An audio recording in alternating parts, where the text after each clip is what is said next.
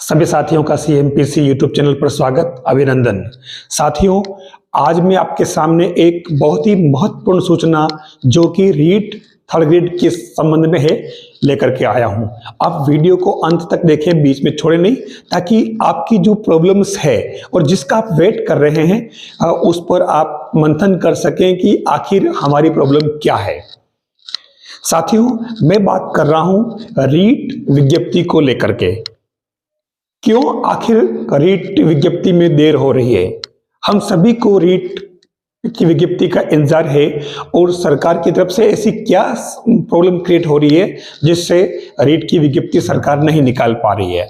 साथियों, अगर आपको पता हो तो बीच में जब पिछली सरकार के समय में कुछ नियमों में संशोधन हुआ था डीपीसी को लेकर के, थर्ड ग्रेड से सेकंड ग्रेड की डीपीसी को लेकर के नियमों में कुछ संशोधन की बात की थी, लेकिन नियमों में संशोधन तो नहीं हो पाया और एक कमेटी मात्र, कुछ सदस्यों की कमेटी के मात्र के फैसले के आधार पर इन्होंने डीपीसी में कुछ संशोधन कर दिए नियमों के अंदर। और वो संशोधन क्या किए कि जो ग्रेजुएशन लेवल पर जो 3 सब्जेक्ट रहे हैं किसी भी कैंडिडेट के, उन सब्जेक्ट में अगर वो मान लो अगर वो उसने दे रखा है तो वो उन्हीं सब्जेक्ट के अंदर थर्ड ग्रेड से सेकंड ग्रेड में प्रमोशन ले पाएगा। अगर इन 3 सब्जेक्ट्स के अलावा अतिरिक्त विषय में अगर वो ग्रेजुएशन करता है कोई एक अलग सब्जेक्ट लेकर के, उसमें उसको डीपीसी का फायदा नहीं मिलेगा।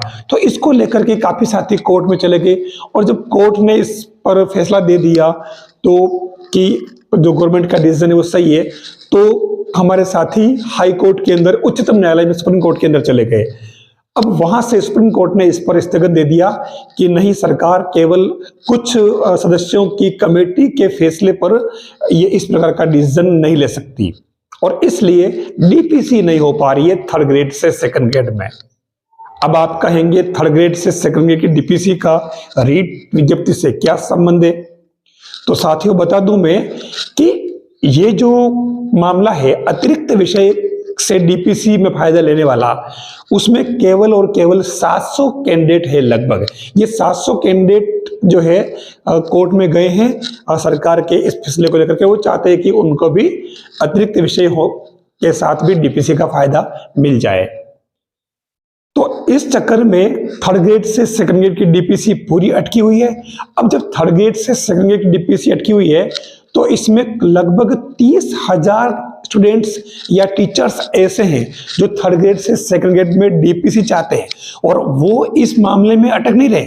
उनका वही सब्जेक्ट है जो ग्रेजुएशन में रहा है और उन्हीं में वो डीपीसी का फायदा लेना चाह रहे हैं, लेकिन इन 700 की वजह से उनका मामला भी अटक रहा है और थर्ड ग्रेड से सेकंड ग्रेड डीपीसी हो ही नहीं पा रही। और जब थर्ड ग्रेड से सेकंड ग्रेड की डीपीसी नहीं हो पा रही तो थर्ड ग्रेड के पद खाली हो नहीं रहे, और पद खाली नहीं हो रहे तो सरकार रीट की विज्ञप्ति आखिर निकाले कैसे?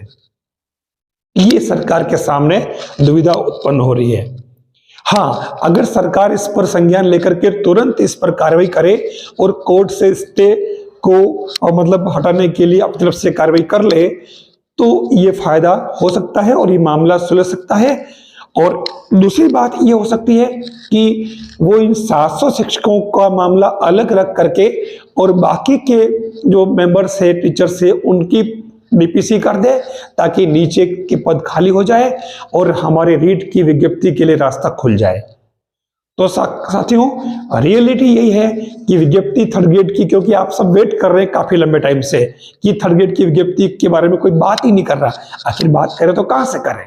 प्रॉब्लम ये अटक रही है और इसलिए ये जैसे ये डीपीसी वाला मामला अगर सुलझ जाए तो तुरंत आपके रीट की विज्ञप्ति के लिए रास्ता खुल जाएगा और गवर्नमेंट डीपीसी अपने रीट की विज्ञप्ति के लिए अपना कोई न कोई तरीका ढूंढ लेगी।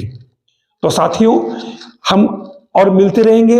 आपको पता होगा कि ये जो चैनल है आपका सीएमपीसी, ये आपके जो लो लेवल से बिल्कुल ग्रेजुएशन लेवल तक के सारी मैथमेटिक्स का कंटेंट आप तक प्रोवाइड कराता आया है और इसमें खास तौर से जो RPSC second grade, first grade और रीट से जुड़े कंटेंट पर ही मैं आपके लिए लगातार काम करता हूं, तो इस पर कंटेंट मिलता रहेगा। आप चैनल पर बने रहिए। चैनल से अगर जुड़े नहीं हैं तो चैनल को सब्सक्राइब कर लें और वीडियो को लाइक करें, शेयर करें। और टेलीग्राम चैनल जो है CMPC, आप उसको भी ज्वाइन कर लें ताकि आपको सारे अपडेट टाइम टाइम पर मिलते रहें।